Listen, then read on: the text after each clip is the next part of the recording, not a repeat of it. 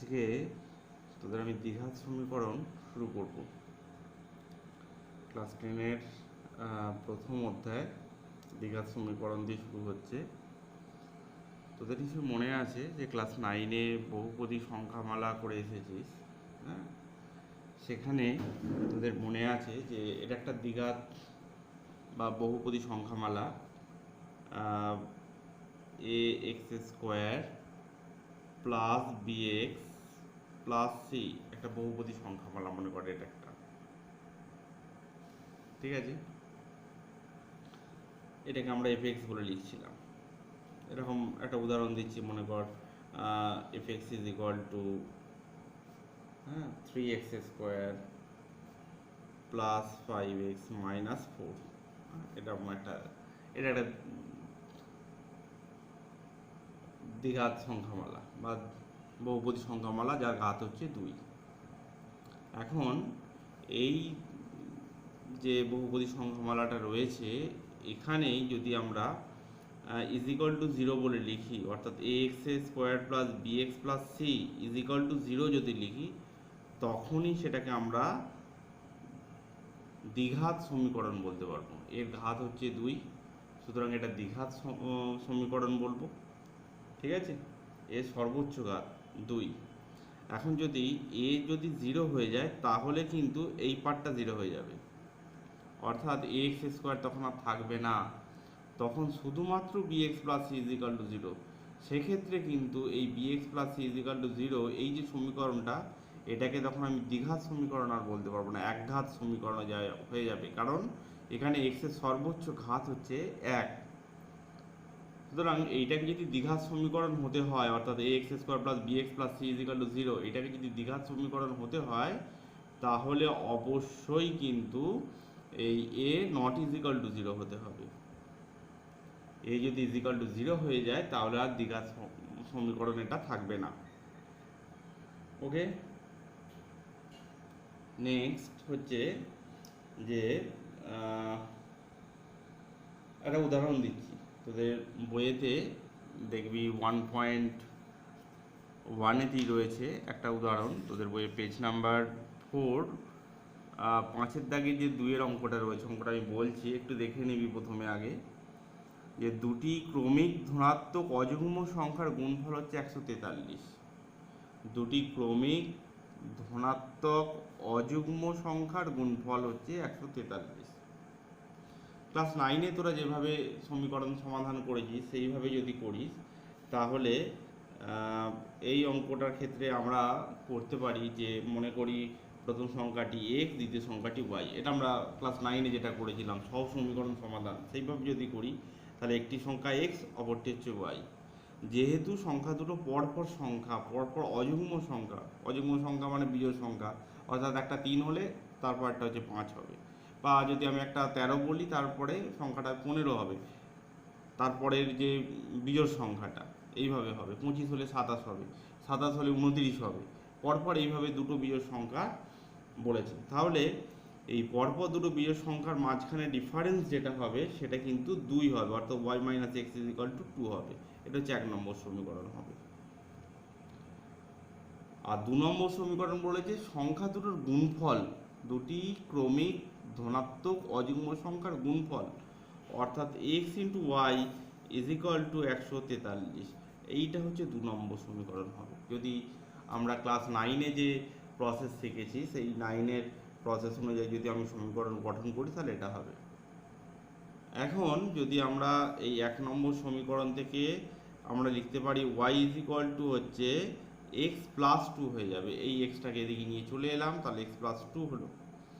এবং এই 2 নম্বর সমীকরণে y এর জায়গায় এক্স প্লাস 2 বসিয়ে দিলাম, সেক্ষেত্রে হবে x into x plus 2 is equal two হচ্ছে 143। অর্থাৎ আমরা এখান থেকে লিখতে পারবো যে x square plus 2x minus 143 is equal to 0।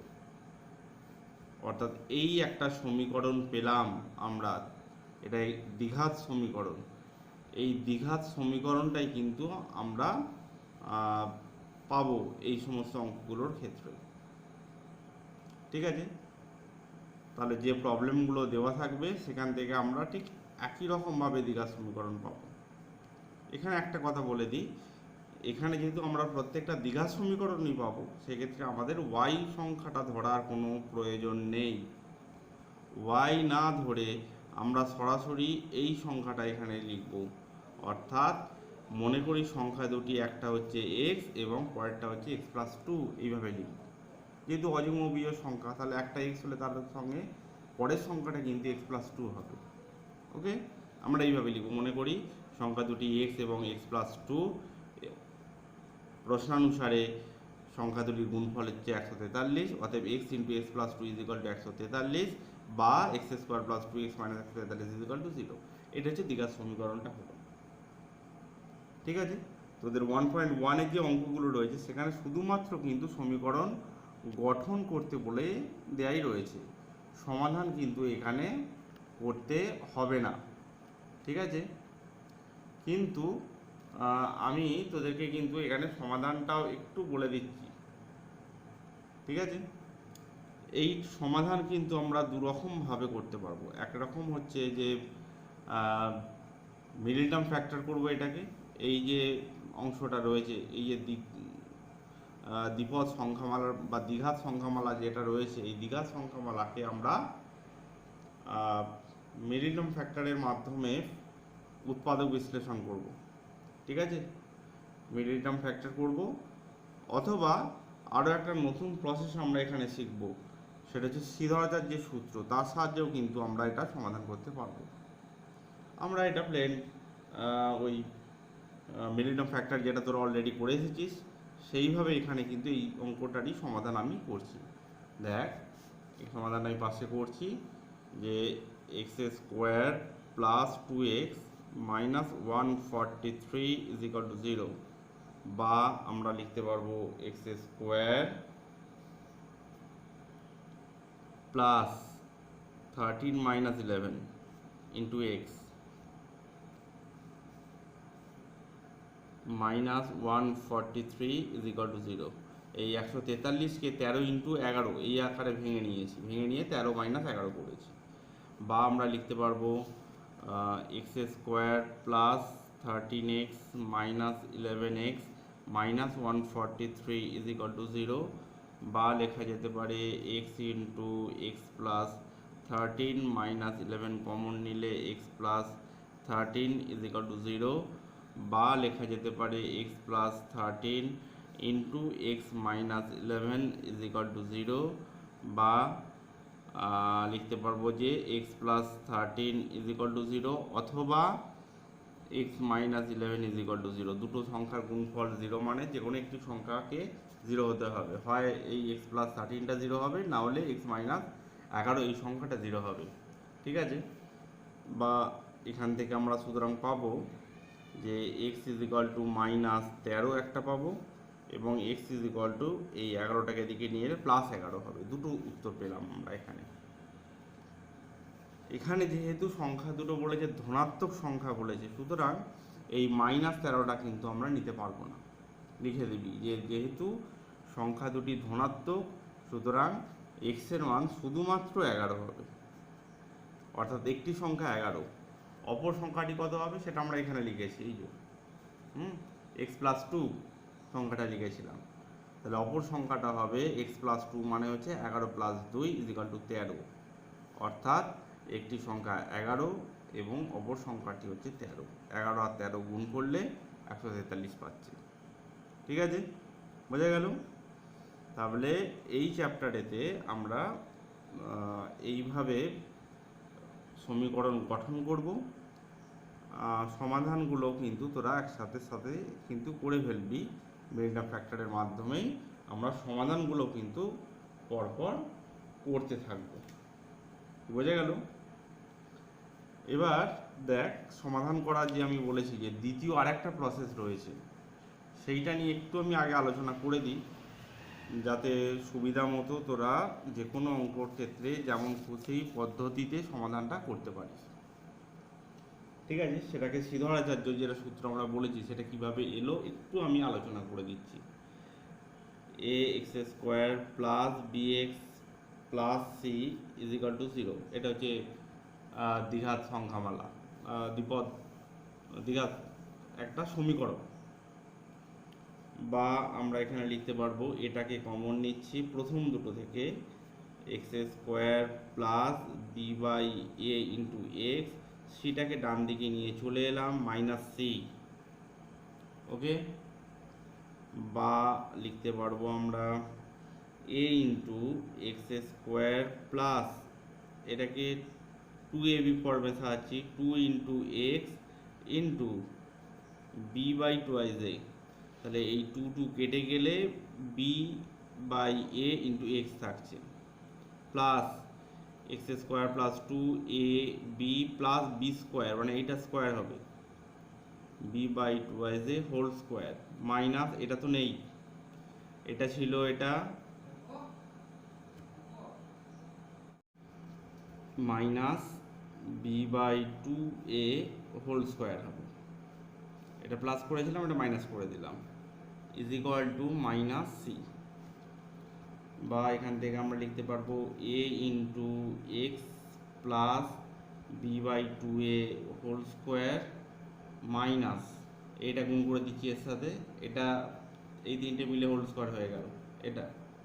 ওকে, এটা পড়ে থাকছে, তার সঙ্গে এ গুণ হবে a into b square by 4a square, এই একটা কেটে যাবে, is equal to minus c যেমন আছে থাক, এমপ্লয়েজ a into x plus b by 2a whole square is equal to, এটা দিকে নিয়ে চলে আয়, তাহলে b square by 4a minus C,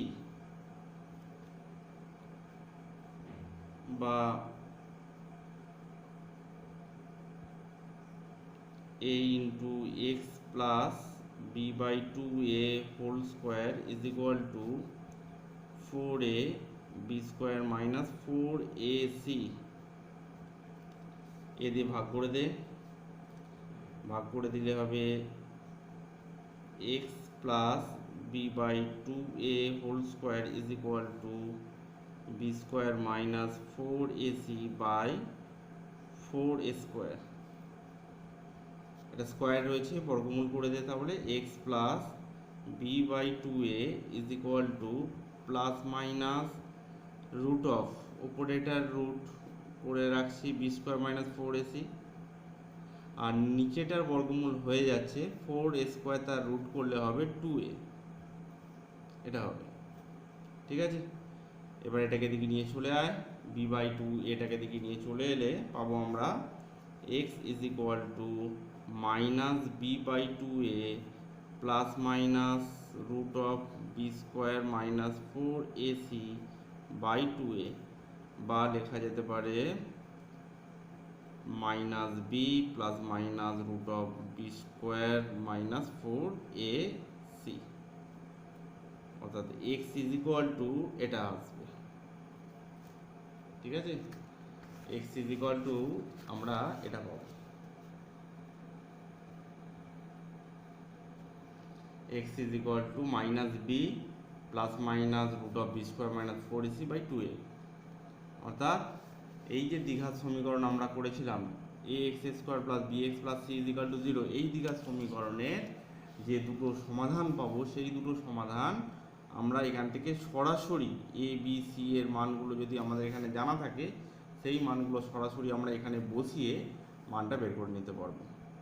ঠিক আছে, দুটো মান পাবো এক্সের, যেহেতু এটা দ্বিঘাত সমীকরণ, এক্সের দুটো মান পাবো, সেই দুটো মান কি কি হবে, একবার মাইনাস বি প্লাস লিখবো plus root of b square minus 4ac by 2a, আরেকবার লিখবো যে x is equal to minus b minus b square root of b square minus 4ac by 2a, দুবার দুটো সমাধান পাবো। আমাদের এই ডিডাকশানটা মনে রাখার দরকার নেই, সরাসরি আমরা এটা সূত্র আকারে কিন্তু শুধুমাত্র এই অংশটা মনে রাখবো। যেমন মনে কর এই যে অঙ্কটা যেটা আমি এখন এইমাত্র সমাধান করলাম, হ্যাঁ, অর্থাৎ x square plus 2x minus 4 minus 143 is equal to 0, এই যে সমীকরণটা আমি এখন মাত্র সমাধান করলাম মনে কর। এই অঙ্কটার ক্ষেত্রে যদি আমরা এটা সি ধরাচার্য দিয়েও করতে পারবো, ঠিক আছে, এই অঙ্কটা কিন্তু আমরা শ্রীধর আচার্য দিয়েও করতে পারবো। সেক্ষেত্রে এ ইজ ইকুয়াল টু এখানে কিন্তু 1 হবে, বি ইজ ইকুয়াল টু 2 হবে, সি ইজ ইকুয়াল টু -143 হবে। সেক্ষেত্রে এক্স ইজ ইকুয়াল টু আমরা লিখব -2 plus minus root of b square মানে 4 -4ac, তাহলে 4 into a into c 143 into 4, minus রয়েছে এটা প্লাস হয়ে যাবে, 4 দিয়ে গুণ করলে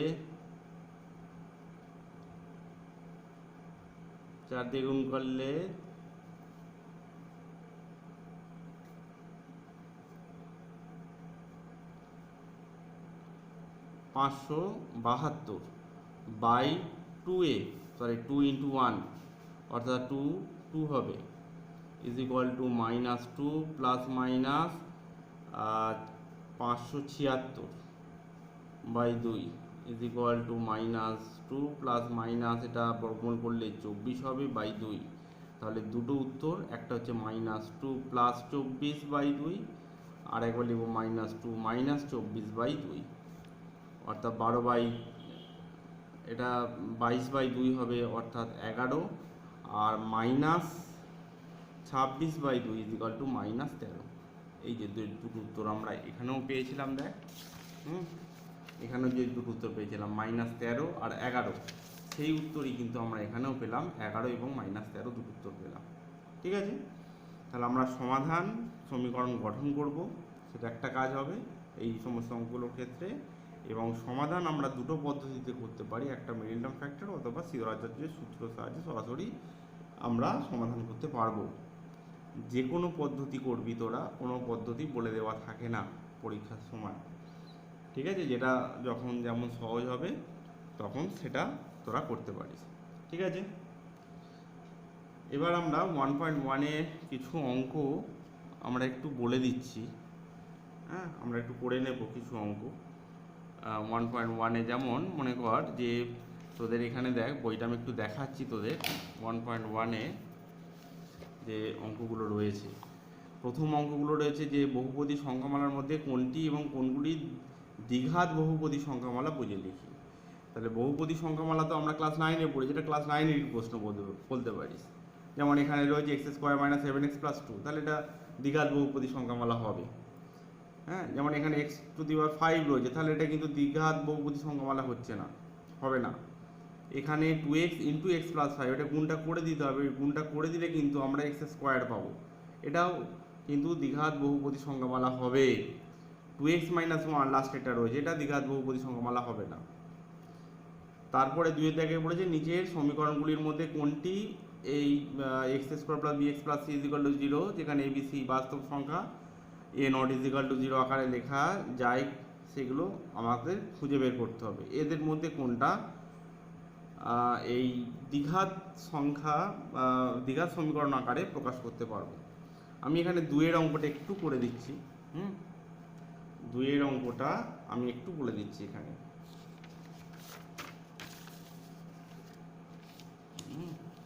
2-এর অঙ্কটা যেটা রয়েছে, 2-এর দাগে 2, x +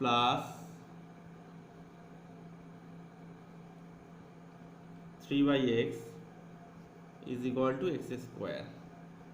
তারপরে এখানে x লসাগু হবে, x × x গুণ করলে x² + 3 = x² হবে। ওকে, এই এক্সটা এখানে গুণ করে দে, গুণ করে দিলে x² + 3 = x³ বা সব যদি একদিকে নিয়ে আসি, নিয়ে এসে যদি লিখি আমরা x² - x³, এদিকে ছিল -x² - 3, সব আমি বাম দিকে একসাথে লিখলাম। ঠিক আছে, তাহলে এটা যে সমীকরণ হলো, সেই সমীকরণে x এর সর্বোচ্চ ঘাত 3 এখানে রয়েছে, তাহলে এটা দ্বিঘাত সমীকরণ হবে। এটা দ্বিঘাত সমীকরণ আমি বলতে পারবো না। ঠিক আছে, একই রকমভাবে 1, 2, 3, 4 যতগুলো অঙ্ক রয়েছে সবগুলো একই রকমভাবে করতে পারবে। ওকে, পরে 3-এর দাগের যে অঙ্কটা রয়েছে দেখ, x⁶ - x³ - 2 = 0, এটা কে দ্বিঘাত সমীকরণ আকারে লিখতে হবে। আমি এক্স টু দি পাওয়ার সিক্সটাকে লিখছি x cube whole square minus x cube minus two is equal to zero. এখন যদি আমি x cube is equal to a লিখি, বসাই এখানে, তাহলে এটা হবে a square minus a minus two is equal to zero. দেখ, তাহলে এটা একটা দ্বিঘাত সমীকরণ হয়ে গেল। ঠিক আছে, তাহলে দ্বিঘাত সমীকরণ হলো, কিন্তু এইটাকে আমি দ্বিঘাত সমীকরণ কিন্তু বলতে পারছি না, এটা এক্স পাওয়ার সিক্স, সুতরাং এটা একটা ছঘাত সমীকরণ হবে, কিন্তু এটা একটা দ্বিঘাত সমীকরণ। এটা হলো এ স্কোয়ার, যখন আমরা এর ফর্মে লিখলাম, তাহলে এটাকে আমি দ্বিঘাত সমীকরণ বলতে পারবো কখন, যদি x cube is equal to a ধরি, অর্থাৎ এর সাপেক্ষে এটা দ্বিঘাত সমীকরণ, বা আমরা এখান থেকে বলতে পারবো এটা এক্স কিউবের সাপেক্ষে এটা কিন্তু একটা দ্বিঘাত সমীকরণ হবে। ঠিক আছে, নেক্সট হচ্ছে চারের দাগের একের অঙ্কটা, খুব ইম্পর্টেন্ট অঙ্ক। চারের দাগের এক যে অঙ্কটা রয়েছে, দেখ তোদের বইতে, যে a minus two into x square plus three x plus five is equal to zero, এই যে সমীকরণটা রয়েছে, এই সমীকরণটা এর কোন মানের জন্য দ্বিঘাত সমীকরণ হবে না। তাহলে দ্বিঘাত সমীকরণ কখন হবে না বলেছি, যদি এই এক্স স্কোয়ার যে রয়েছে, এই এক্স স্কোয়ারের যে সহগ, অর্থাৎ এখানে যেমন এ মাইনাস টু রয়েছে, এই এ মাইনাস টু যদি জিরো হয়, তাহলে কিন্তু এই এ মাইনাস টু এর মান যদি জিরো হয়, তাহলে এই পার্টটা পুরোটা জিরো হয়ে যাবে, তখন এটা দ্বিঘাত সমীকরণ হবে না। তাহলে দ্বিঘাত সমীকরণ হবে না যদি a minus two is equal to zero হয়, বা এ ইজ ইকাল টু যদি দুই হয়, তাহলে এটা দ্বিঘাত সমীকরণ হবে না। দুই ছাড়া যে কোনো মানের জন্য কিন্তু এটা দ্বিঘাত সমীকরণ হবে। ঠিক আছে, তারপরে দুয়েরটা বলছি, দেখ x by four minus x is equal to one by three x. হ্যাঁ, এখানে বলেছে এটাকে a x square plus b x plus c এই ফর্মে সাজাতে হবে। সাজিয়ে তারপর এখানে আমাদের এক্সের সহগটা নির্ণয় করতে হবে। আমি কোনাকুনি গুণ করে দিচ্ছি, এই কোণের সঙ্গে এই কোণ আর এই কোণের সঙ্গে এই কোণ। আমি আগে এই কোণটা গুণ করছি থ্রি এক্সের সাথে, তাহলে three x square is equal to four into one four, minus x into one minus x, সব একদিকে নিয়ে চলে আয়, এ থ্রি এক্স স্কোয়ার মাইনাস এক্সটা প্লাস এক্স হবে, প্লাস ফোরটা এদিকে গেলে minus four is equal to zero. তাহলে এটা a x square plus b x plus c এই ফর্মে সাজালাম। এ কত বা এক্স স্কোয়ারের সহগ কত, সেটা হচ্ছে তিন। বি অর্থাৎ এক্সের সহগ কত হবে এখানে এক, সি অর্থাৎ ধ্রুবক পদ যেটা হবে মাইনাস চার। আমাকে প্রশ্ন করেছে শুধুমাত্র এটা বা এক্সের সহগ, তাহলে এক্সের সহগ আমি উত্তর লিখব ওয়ান। ওকে, আচ্ছা পাঁচের দাগে তো আমি দুয়ের অঙ্কটা বলে দিয়েছি অলরেডি, তোরা দেখেছিস। এই টাইপের অঙ্ক আরও রয়েছে, ছয়ের দাগেও বেশ কিছু অঙ্ক রয়েছে, পাঁচের দাগে তিনটা অঙ্ক রয়েছে, আমি একটা বলে দিয়েছি। হ্যাঁ, ছয়ের দাগেও সাতটা আটটা অঙ্ক রয়েছে, আমি এখান থেকেও দু একটা অঙ্ক বলে দেওয়ার চেষ্টা করছি। হ্যাঁ, যেমন ছয়ের দাগের অঙ্কটা দেখ, ছয়ের দাগের তিনের অঙ্কটা একটু বই থেকে পড়ে নে। দুটি স্টেশনের মধ্যে দূরত্ব হচ্ছে 300 কিলোমিটার। একটি ট্রেন প্রথম স্টেশন থেকে সমবেগে দ্বিতীয় স্টেশনে গেল। ঠিক আছে, ট্রেনটির গতিবেগ ঘন্টায় 5 কিলোমিটার বেশি হলে ট্রেনটি দ্বিতীয় স্টেশনে যেতে 2 ঘন্টা কম সময় লাগলো। তাহলে ট্রেনটার গতিবেগ কত ছিল সেটা আমাদের বের করতে হবে। তাহলে দুটি স্টেশনের মাঝখানের দূরত্ব হচ্ছে, এটা এ মনে কর, এটা বি ধরলাম, এটা 300 কিলোমিটার দূরত্বটা। একটা ট্রেন প্রথম স্টেশন থেকে সমবেগে দ্বিতীয় স্টেশনে গেল, তাহলে আমি মনে করছি তখন ট্রেনটার গতিবেগ ছিল এক্স কিলোমিটার প্রতি ঘন্টা বা per hour, x kilometre per hour গতিবেগটা। তাহলে এই এ থেকে বিতে যেতে সময় লাগবে কতটুকু, আমরা জানি যে সময় ইজ ইকুয়াল টু, ক্লাস 7-এ শিখে এসেছিলি, সময় গতিবেগ এবং অতিক্রান্ত দূরত্বের মধ্যে যে সম্পর্ক, যে গতিবেগ ইজ ইকুয়াল টু অতিক্রান্ত দূরত্ব বাই সময়, বা সময় ইজ ইকুয়াল টু হচ্ছে অতিক্রান্ত দূরত্ব বাই গতিবেগ। তাহলে এই 300 কিলোমিটার যেতে এক্স কিলোমিটার গতিবেগে সময় লাগবে 300/x ঘন্টা। ঠিক আছে, 300/x ঘন্টা সময় লাগবে এই এ থেকে বিতে যেতে যদি এক্স কিলোমিটার গতিবেগ থাকে। এখন বলেছে যে গতিবেগ যদি ঘন্টায় 5 কিলোমিটার বেশি হয়, অর্থাৎ x+5 কিলোমিটার প্রতি ঘন্টা যদি হয়, তখন তাহলে কত সময় লাগবে? তখন একই রকমভাবে যদি এখানে বসিয়ে দিই, তাহলে 300/x+5 ঘন্টা সময় লাগবে।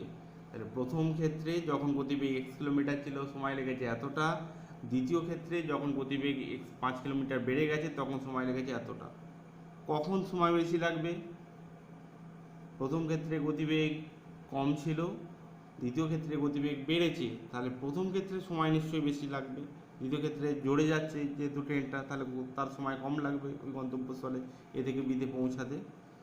অর্থাৎ এইটা বেশি, এটা কম হবে। কতটা বেশি এটা বা কতটা কম হবে এই সেকেন্ড যে সময়টা লাগছে সেটা বলে দিয়েছে বইয়েতে, যে গতিবেগ যদি 5 কিলোমিটার বেশি হলে ট্রেনটি দ্বিতীয় স্টেশনে যেতে 2 ঘন্টা সময় কম লাগে। অর্থাৎ এই সময় থেকে এই সময়টা 2 ঘন্টা কম। অর্থাৎ আমরা লিখতে পারবো যে 300/x মাইনাস 300/x+5 হচ্ছে 2 ঘন্টা। এইটা হচ্ছে সমীকরণ। ঠিক আছে, এইটা হচ্ছে সমীকরণ তৈরি হলো। তাহলে প্রথমে আমরা ধরে নেব যে মনে করি ট্রেনটি প্রথম ক্ষেত্রে গতিবেগ ছিল x কিলোমিটার প্রতি ঘন্টা বা x কিলোমিটার প্রতি ঘন্টা বেগে ট্রেনটি যাচ্ছিল, তখন সময় লাগছে 300 কিলোমিটার যেতে তখন সময় লাগে 300/x কিলোমিটার, এবং গতিবেগ x+5 কিলোমিটার প্রতি ঘন্টা হলে তখন সময় লাগবে ট্রেনটি 300/x+5 কিলোমিটার 5 ঘন্টা। প্রশ্নানুসারে 300/x মাইনাস 300/x+5 হচ্ছে 2। এবার এটা সমাধান করতে হবে। সমাধানটা আমি বলে দিচ্ছি এখানেই। সমাধানটা যদিও তোদের করতে বলেনি, হ্যাঁ, তবুও আমি সমাধানটা বলে দিচ্ছি। ওকে, আগে লসাগু করে নে। x ইন্টু x+5 এখান থেকে, তাহলে 300 ইন্টু এটা হবে, অর্থাৎ 300x plus 1500 minus 300x is equal to 2, বা আমরা লিখতে পারবো 300x কেটে যাচ্ছে।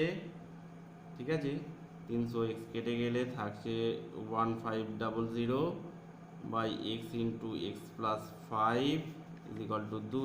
এটা কেটে গেলে 750 হবে।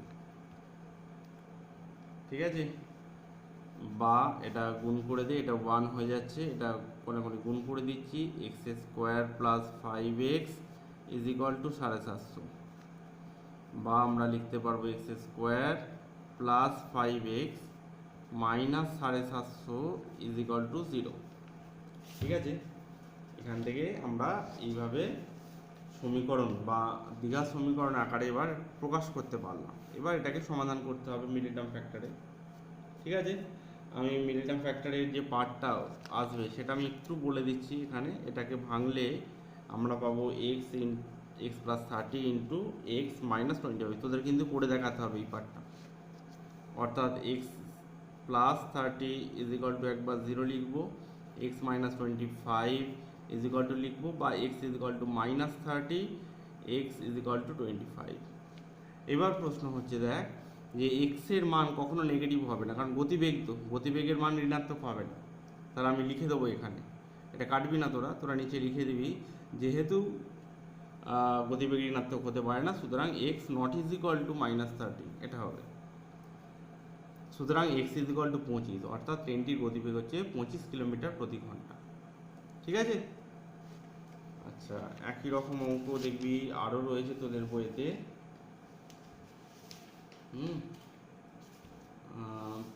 তোরা 7 অঙ্কটা একটু বইতে দেখবি, যেখানে বলেছে 2 অঙ্ক বিশিষ্ট একটি সংখ্যার একক স্থানীয় অঙ্কটি দশক স্থানীয় অঙ্ক অপেক্ষায় 6 বেশি। একক স্থানীয় অঙ্কটি দশক স্থানীয় অঙ্ক অপেক্ষায় 6 বেশি।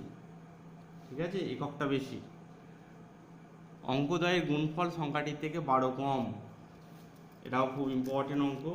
হ্যাঁ, এই সমস্ত অঙ্কগুলোই কিন্তু ইম্পর্টেন্ট খুব, যে পার্টগুলো আমি করাচ্ছি। 7 অঙ্ক তোদের বইয়েতে।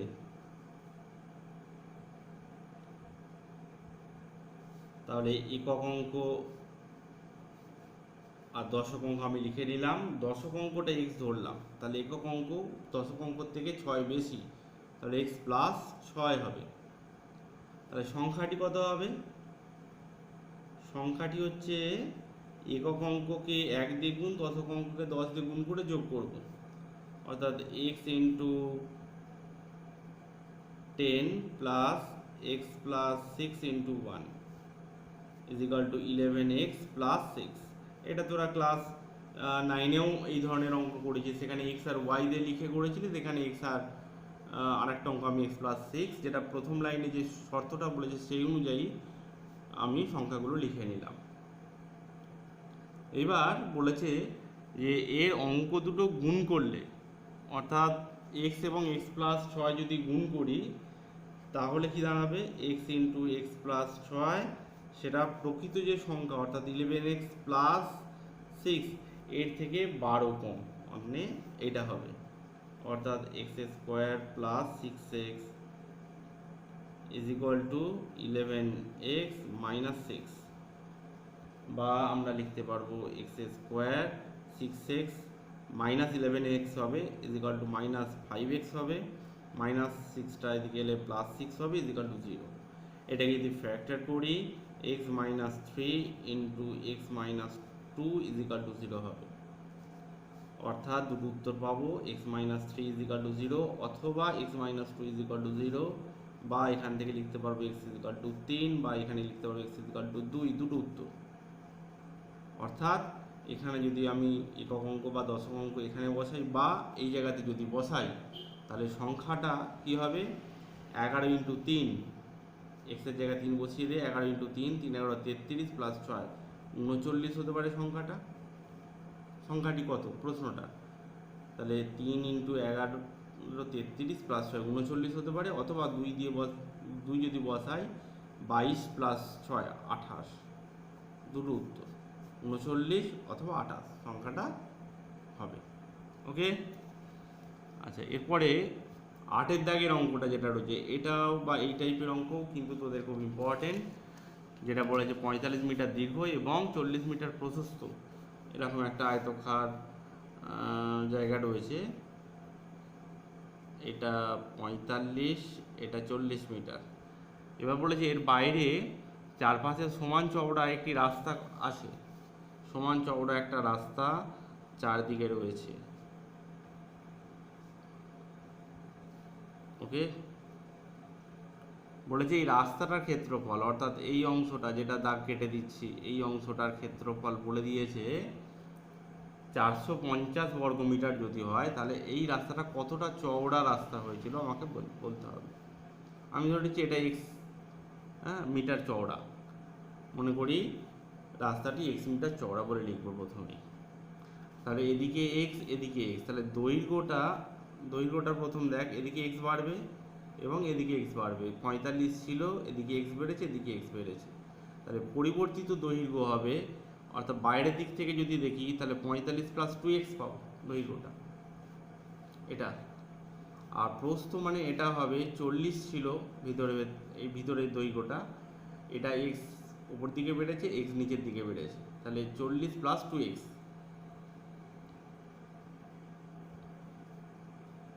ঠিক আছে, তাহলে মনে করি রাস্তাটি এক্স মিটার চওড়া, তাহলে রাস্তা সহ এই বাগানটির দৈর্ঘ্য হবে 45 প্লাস 2x মিটার এবং 40 প্লাস 2x মিটার হচ্ছে প্রস্থ।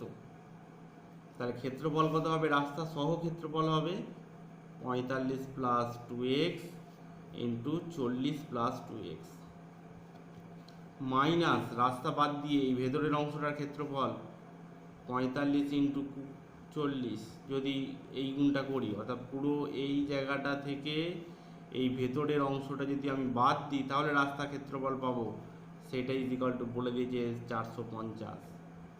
অর্থাৎ শর্তানুসারে আমরা লিখতে পারবো এটা ইন্টু এটা ইজ ইকুয়াল টু হচ্ছে এইটা মাইনাস এটা ইজ ইকুয়াল টু হচ্ছে 450।